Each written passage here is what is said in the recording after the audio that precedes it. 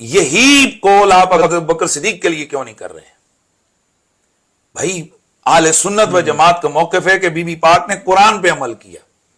ابو بکر صدیق نے حدیث میں عمل کیا، تو حدیث کے سننے میں بھی تو غلطی لگ سکتی ہے ابو بکر صدیق رضی اللہ تعالیٰ عنہ کو، تو حدیث کے سننے میں بھی تو غلطی لگ سکتی ہے ابو بکر صدیق رضی اللہ تعالیٰ عنہ کو۔ اکیلے ہیں نا اس حدیث کے راوی، وہ اکیلے ہیں، بالکل ٹھیک ہے۔ تو ان کو سمجھنے میں خطا اعتادی لگ سکتی ہے، تو ان کو سمجھنے میں خطا اعتادی لگ سکتی ہے۔ تو اگر یہ کہہ دیا جائے کہ یہ جو حضرت ابو بکر صدیق بی بی پاک کو منع فرما رہے تھے، نہ کر رہے تھے، تو ان سے خطا ہوئی، تو اگر یہ کہہ دیا جائے کہ یہ جو حضرت ابو بکر صدیق بی بی پاک کو منع فرما رہے تھے، نہ کر رہے تھے، تو ان سے خطا ہوئی، اور بعد میں مہینے بعد کو نہیں ان سے خطا اعتادی۔ دیکھیں سب سے پہلی بات یہ ہے کہ اگر بالفرض ہم تسلیم کر بھی لیں، اول تو ایسا تسلیم نہیں ہے کہ سیدنا صدیق اکبر رضی اللہ تعالی عنہ سے یہ حدیث پاک مروی ہو، تو اس کا مطلب کیا ہوا کہ نعوذ باللہ سیدنا صدیق اکبر رضی اللہ تعالی عنہ نے بلا تحقیق تفتیش کے اس حدیث پاک کو آگے بیان کر دیا؟ اول تو ایسا ہے ہی غلط۔ امام شمس الدین ذہبی رحمۃ اللہ تعالی علیہ نے اور دیگر علماء نے اس بات کو لکھا کہ سب سے پہلے حدیث کو لینے کے اندر احتیاط برتنے والی شخصیت یہ حضرت سیدنا ابو بکر صدیق رضی اللہ تعالی عنہ کی ذات کی ہے۔ آپ دیکھیں کہ صدیق اکبر رضی اللہ تعالی عنہ اعلان نبوت سے پہلے نبی پاک صلی اللہ علیہ وسلم کے ساتھ رہتے تھے، 16 سال کی آپ کی عمر تھی، اسی وقت نبی پاک صلی اللہ علیہ وسلم سے آپ کی دوستی ہوئی، اور آخر عمر تک آپ حضور پاک صلی اللہ علیہ وسلم کے ساتھ رہتے رہے، لیکن اس کے باوجود ان کی احادیث کی تعداد آپ کو بہت تھوڑی ملے گی۔ بالکل کیوں؟ حالانکہ بلا شبہ آپ نے سب سے زیادہ حدیث نبی پاک صلی اللہ علیہ وسلم سے سنی ہے، کیونکہ رہے سب سے زیادہ آپ نبی پاک صلی اللہ علیہ وسلم کے ساتھ ہیں۔ تو ایک تو اس لیے کہ آپ نبی پاک صلی اللہ علیہ وسلم کے زمانے کے بعد، وصال فرمانے کے بعد آپ رضی اللہ تعالی عنہ یہ 2 سے 2.25 سال تک دنیا میں رہے، تو زیادہ اس لیے پھیلانے کا موقع بھی نہیں ملا۔ دوسرا، آپ بیان کرنے میں بہت احتیاط برتتے تھے، حضور پاک صلی اللہ علیہ وسلم کی حدیثوں کو ایسے ہی بیان نہیں کرتے تھے، بلکہ بعض اوقات ایسے واقعات پیش آئے کہ کسی نے حدیث بیان کی تو اس سے گواہ طلب کیا کہ اس میں گواہ لے کر آؤ۔ تو کیا ایسے ہی حضرت ابو بکر صدیق رضی اللہ تعالی عنہ اس حدیث پاک کو بیان کر دیں گے؟ اگر بالفرض آپ سے ہی حدیث پاک مروی ہوتی تو بھی آپ تحقیق و تفتیش کے ساتھ ہی اسے بیان کرتے۔ نمبر 2، اگر آپ نے اس کو بیان کیا تو کیا صحابہ کرام علیہم رضوان دیگر سامنے موجود نہیں تھے؟ بہت سارے صحابہ کرام علیہم رضوان کہتے کہ یہ تو ہم نے سنا ہی نہیں نبی پاک صلی اللہ تعالیٰ علیہ وآلہ وسلم سے، یہ آپ کیا بیان کر رہے ہیں؟ حالانکہ کسی نے بھی ایسا نہیں کہا۔ دوسری بات یہ کہ یہ معاملہ، یہ والی حدیث مبارکہ، یہ تقریباً 13 صحابہ کرام علیہم رضوان سے مروی ہے، اور اجلہ علماء جنہوں نے حدیث متواتر، یہ وہ حدیث ہوتی ہے کہ جس کو اتنے لوگ روایت کرتے ہیں کہ ہم تصور نہیں کر سکتے کہ یہ لوگ جھوٹ بول رہے ہوں، سارے کے سارے ایک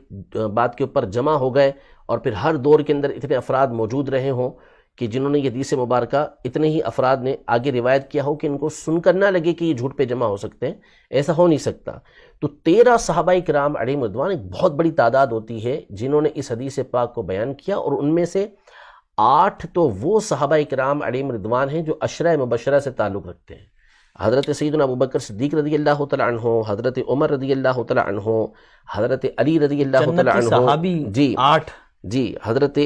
علی رضی اللہ تعالی عنہ، حضرت طلحہ بن عبید اللہ رضی اللہ تعالی عنہ، حضرت سعد بن ابی وقاص رضی اللہ تعالی عنہ، حضرت زبیر رضی اللہ تعالی عنہ، حضرت عبد الرحمن بن عوف رضی اللہ تعالی عنہ، حضرت عثمان رضی اللہ تعالی عنہ، یہ اتنے سارے صحابہ کرام، ان میں سے 8 تو وہ ہیں کہ جو عشرہ مبشرہ سے تعلق رکھتے ہیں، اور ان تمام کی روایت یہ امام بخاری نے حضرت ابو بکر صدیق رضی اللہ عنہ سے روایت کیا، حضرت ابو ہریرہ رضی اللہ عنہ سے روایت کیا،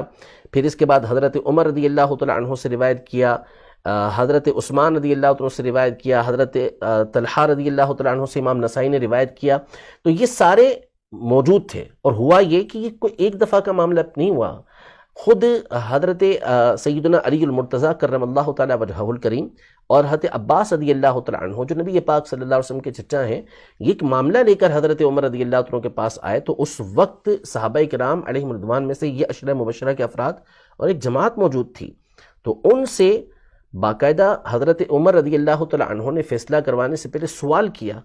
اور پوچھا کہ کیا تم لوگوں نے نبی پاک صلی اللہ علیہ وسلم کی حدیث نہیں سنی؟ تمہیں معلوم نہیں کہ نبی پاک صلی اللہ علیہ وسلم نے یہ ارشاد فرمایا کہ ہم جو ہے وہ وارث نہیں بناتے، ہم جو کچھ چھوڑتے ہیں وہ صدقہ ہوتا ہے؟ تو انہوں نے کہا کہ نعم،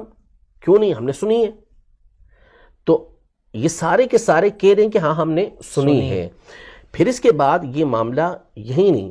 بلکہ مسند احمد کی حدیث مبارکہ ہے کہ ازواج مطہرات، کیونکہ اگر ہم وراثت کی بات کریں تو ان کا بھی حصہ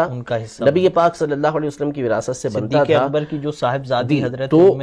حضرت عائشہ رضی اللہ تعالیٰ عنہ، ازواج مطہرات نے اس بات کا ارادہ کیا کہ وہ حضرت عثمان غنی رضی اللہ تعالیٰ عنہ کو بھیجیں اور وراثت کا مطالبہ کریں۔